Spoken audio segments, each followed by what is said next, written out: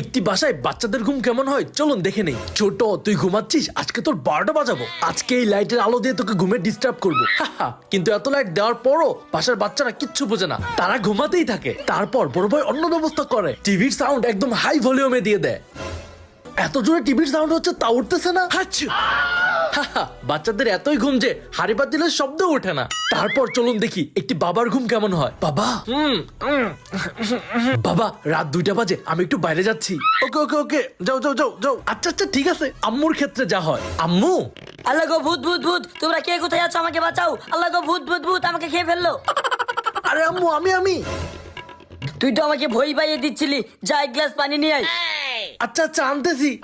দাদুর ক্ষেত্রে রাত 2টায় যখন ঘরের মধ্যে নাতি প্রবেশ করে তখন দাদুর অবস্থা যা হয়। এই কে? দাদু আমি। দাদু তো ভূতের মতো দেখতে পেয়ে উপরে চলে গেল।